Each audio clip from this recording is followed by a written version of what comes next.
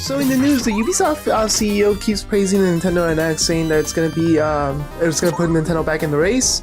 I kept wondering what this statement actually meant, and I for the last few days, like, I've been wondering about it specifically because it keeps popping up in the news, and it seems to turn out like there's a new news story that says, like, insiders are saying now that the NX is 3 or 4 times as powerful as the Wii.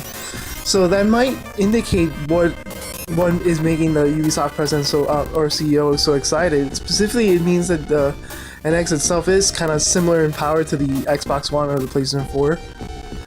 It's not PlayStation 4 Neo necessarily as powerful, or the Xbox One Scorpio, but it seems to be more powerful, at least than the Wii U, which was kind of slightly expected. I was hoping it wouldn't be. And my reasons are that I wanted it to be kind of like a cheaper system, since it is mid-generation, so I have no idea what Nintendo's actually planning. But at the same time, having a system that's equally as powerful as the PlayStation 4, as long as it's cheaper. Like, I would say if it's $300 or the same price as a PlayStation 4 would be nowadays, it has a chance. It has a chance, but it's kind of a more difficult chance, and I'll explain this in a second. Like, specifically, it's the fact that we're mid-generation and Nintendo has basically no games. So the problem with the Wii U when it first came out was that it had a lot of PlayStation 3 games, or Xbox 360 games ported over, like Arkham Asylum and stuff. And the problem with that is that they cost like brand new prices. They were like $60 or $50 depending where you went, and it's an old game. You could have bought it easily for like $15 if you wanted to, or even 20. If you bought it brand new, it was like 20, or if you bought it used, it was like 15 or less. And there was no new content. I mean, there was new content, but it wasn't really worth the investment of an extra $40, for instance, to get it. And that's gonna be one of the problems. Like, if Nintendo's gonna release a system, and all it's gonna get is a bunch of hand-me-downs from like the PlayStation 4, it's gonna be a problem, especially if it costs the same amount as the PlayStation 4. And that's saying if it does cost the same amount. I'm guessing if it's a Wii U like hybrid kind of system, like they're saying, it will cost much more than the PlayStation 4 coming out. It might probably be near $400, which is okay for a system, but it's not okay for a system mid-generation, and that's one thing that Nintendo has to consider.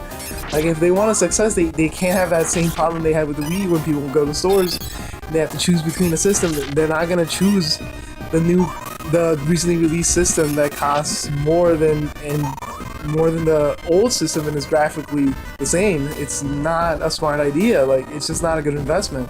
And people will know. People aren't stupid. One of the things I hate about marketing is that they always pretend that people are stupid, and they think like, oh geez, they didn't get the concept because the marketing was wrong. And that's not what it is. Like, people can see what it is. They'll study it up, especially people that buy video games. They study up the technology. A lot of people, like, if you can't even get this market, you're not gonna get the casual market as well. The casual market, though, maybe somewhat, like people are saying, like those advertisers, like maybe the advertisement was good enough. That might be true, but it's not the whole story. People aren't completely stupid. They'll investigate it slightly before buying it, most of the time, and they'll know it's not a good investment. They'll go with what their friends have, and their friends have PlayStation 4s, so that's going to be the end of that. So if this system isn't cheap at all, like, it's going to be a problem at this time. Unless it's completely revolutionary and it has something to offer that no other system offers, which is possible.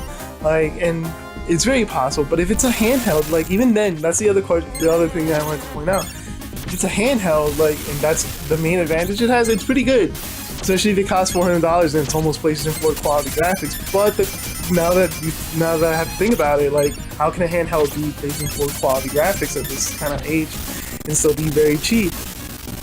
It's not gonna happen. It'll be kind of expensive, probably $400, probably even more if that was the case. But at the same time, this might not just be a handheld, and that's another thing. This may be some sort of thing where it has like a console and a handheld. It gets released, like people have been saying on the internet. I do know in some ways it'll probably have some sort of tablet or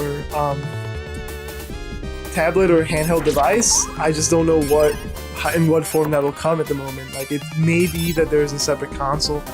I don't think there will be, because it'll just be more stuff to deal with, and it'll just be more complicating the market. However, if it is similar in power to to the PlayStation 4. I mean, probably not, because they only said it was 3 to 4 times more powerful than the Wii U. But it's near. That would be kind of near the power of the PlayStation 4. I mean, you won't notice much of a difference graphically, but you might notice a difference if you're talking about like PlayStation 4 Neo or Xbox One Scorpio whenever that comes out. I mean PlayStation 4 Pro at this moment. But the PlayStation 4 Pro, like, I mean, even when it comes out, it'll still be kind of, you won't notice much of a difference because the games will be locked to what the PlayStation 4 can do, since they're not gonna be ported. I mean, they're not gonna make different games for the PlayStation 4 Pro. They're just going to enhance them. So in the end, the graphics will be similar to the PlayStation 4. So I mean, you might not notice a difference there, but again, like if you're trying to sell a system mid-generation, like you gotta watch out for those things. And Nintendo probably knows. At least I'm hoping they do, but they didn't know apparently when they released the Wii U that they released a system that was competing somewhat with the PlayStation 3 or an Xbox 360, which are just old systems, and that was a big problem. It just didn't, for a lot of people, it didn't feel like they were trying to compete at all with the current generation, which is the PlayStation 4 and Xbox One. It just didn't feel like that.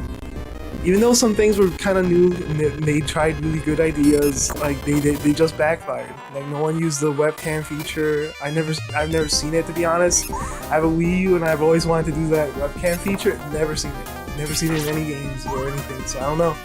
I really don't know. I think the only place that I've seen something where the webcam actually comes to work was on in Nintendo Land, and then on top of that, like it was just part of the game. I never used it online or anything, so I don't know. Like the thing is, like Nintendo really needs to make sure that the system isn't overpriced.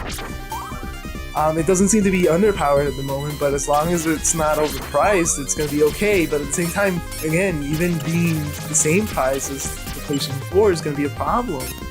Like, the PlayStation 4 is pretty established, and this is mid-generation, coming up with something that's priced like a PlayStation 4. Not a PlayStation 4 Pro, I'm talking a PlayStation 4, which is like $300 when this thing comes out. It might even be cheaper at the time. Or even an Xbox One might be cheaper.